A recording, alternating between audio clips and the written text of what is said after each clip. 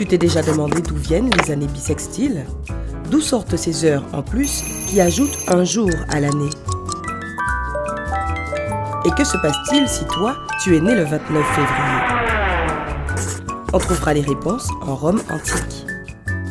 Une année représente le temps que la Terre met à faire un tour complet autour du Soleil.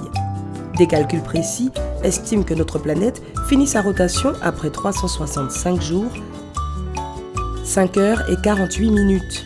Chaque année, 5 heures et 48 minutes ne sont pas comptées, ce qui fait qu'après 4 ans, ces heures et ces minutes additionnées créent un jour supplémentaire.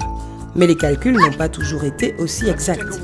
Pendant le règne de Jules César, le calendrier romain ne contenait que 355 jours.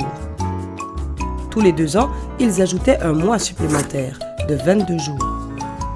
Mais au cours du temps, les Romains ont remarqué que leur calendrier ne se coordonnait plus avec les saisons. César a alors demandé aux astronomes romains de le corriger et en 45 avant Jésus-Christ, ils ont proposé une nouvelle version avec un jour supplémentaire tous les 4 ans. Et voilà comment ce qu'on appelle un jour intercalaire a été inventé. L'année avec le jour supplémentaire était appelée bis sextus, ce qui signifie le deuxième sixième en latin. En Rome antique, on fêtait le nouvel an le 1er mars et c'est pour cela qu'ils ont ajouté ce jour intercalaire à la fin du mois de février. Le nouveau calendrier était dit julien, d'après Jules César.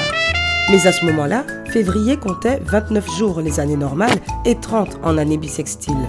Pourquoi a-t-il raccourci?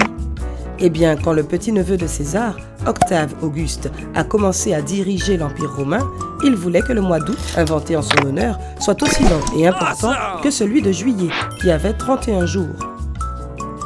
Du coup, il a raccourci d'un jour le mois de février, pour en ajouter un en août, qui depuis a aussi 31 jours. Mais notre calendrier actuel n'est plus le calendrier julien.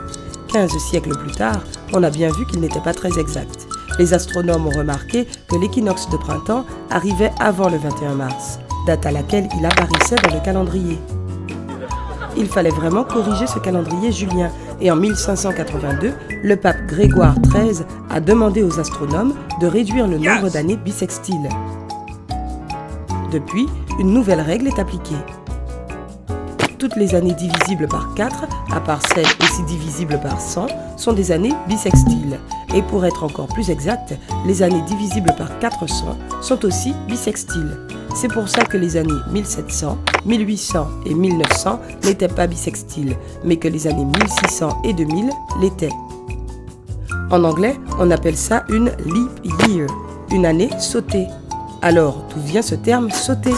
Regardons ça. Si le 1er janvier est un lundi dans une année non bissextile, alors ce sera un mardi l'année suivante, si elle n'est pas bissextile. Mais si l'année est bissextile, le jour de la semaine avance de 2 jours. Donc, si le 1er janvier est un lundi en année non bissextile et que l'année suivante est bissextile, alors le 1er janvier serait un mercredi, ce qui sauterait le mardi. Et voilà. Les chances de naître un 22 février sont de 1 sur 1461. Tu fais alors partie des 4,1 millions de personnes nées ce jour. Il y a notamment le coach de vie international, Tony Robbins. Tu es en bonne compagnie. Parmi les autres célébrités nées le 29 février, on compte le compositeur italien Gioacchino Rossini, qui a écrit Le Barbier de Séville, l'actrice française Michelle Morgan, la légende de jazz et du swing américaine Glenn Miller et l'astronaute américain Jack Robert Lussmann. Au XVIIIe siècle, un célèbre moraliste allemand a écrit un essai appelé « Consolation pour les pauvres personnes nées un 29 février ». Il proposait une méthode précise sur la manière dont elles devaient fêter leur anniversaire chaque année, si jamais ça t'intéresse. Ceux qui sont nés avant 6 heures du matin devraient fêter leur anniversaire le 28 février. Ceux nés en soirée devraient le fêter le 1er mars.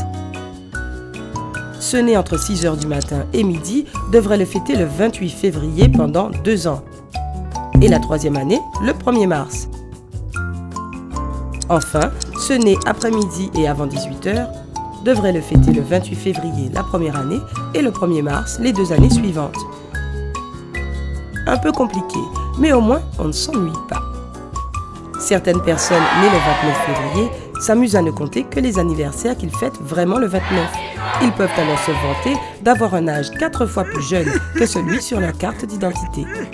Anthony, une ville du Texas, se surnomme la capitale de l'année bissextile du monde. Tous les 4 ans, la ville organise un festival et un repas pour ceux qui fêtent leur anniversaire ce jour-là. Je me demande si c'est une coïncidence que la ville porte le même nom qu'Anthony Robbins. Est-ce que tu connais quelqu'un né le 29 février? Dis-moi dans les commentaires. Il y a beaucoup d'autres rituels et traditions liés aux années bissextiles. Au 19e siècle, une tradition s'est installée à propos des mariages. Habituellement, les hommes doivent s'agenouiller pour demander leur femme en mariage.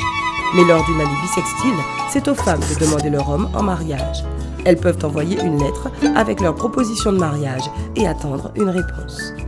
Les historiens pensent que cette tradition est en fait apparue bien plus tôt.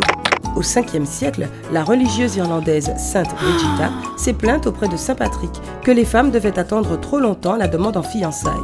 La légende dit que Saint Patrick a alors décrété que les femmes pourraient le faire tous les 4 ans. Une autre version estime que la reine Margaret d'Écosse a fait passer cela en loi en 1288, en ajoutant que les hommes qui refusaient la demande en mariage devraient payer une amende. Mais la somme à payer n'était pas immense, un baiser et une robe en soie, ou 12 paires de gants. Peu importe qui l'a inventé, cette tradition existe encore dans les pays scandinaves. Beaucoup de femmes attendent le 29 février pour demander leur copain en mariage. Les années bissextiles sont aussi celles qui ont été choisies pour accueillir les Jeux Olympiques. Désormais, seuls les JO d'été ont lieu en année bissextile et ceux d'hiver ont lieu 2 ans plus tard. La communauté sportive s'est rangée à la tradition des Grecs qui avaient décrété qu'un tel événement ne devait pas arriver trop souvent, une fois tous les 4 ans. Si tu gagnes un salaire fixe par mois, tu te feras arnaquer lors des années bissextiles. Tu devras travailler un jour gratuitement. Mais ce n'est pas si simple. Dans la plupart des pays, on te paiera tous les 2 ans 28 jours et un quart, que l'année soit bissextile ou non. En se rendant compte de cela, un prof du Maryland a lancé une campagne en 2008 pour inciter les gens à ne pas travailler le 29 février. Mais il n'a pas abouti à grand-chose. Le 29 février n'est férié nulle part. En 1930, un autre calendrier a été lancé à New York. Ses inventeurs proposaient de décaler le jour intercalaire du 29 février au 31 juin et d'en faire un jour mondialement férié. Ils n'ont jamais réussi. Mais bon, qui ne tente rien n'a rien. Si tu as appris quelque chose de nouveau aujourd'hui, aime cette vidéo et partage-la avec un ami. Et voilà d'autres vidéos que tu aimeras sûrement. Choisis juste celle de gauche ou de droite. Reste avec Sympa.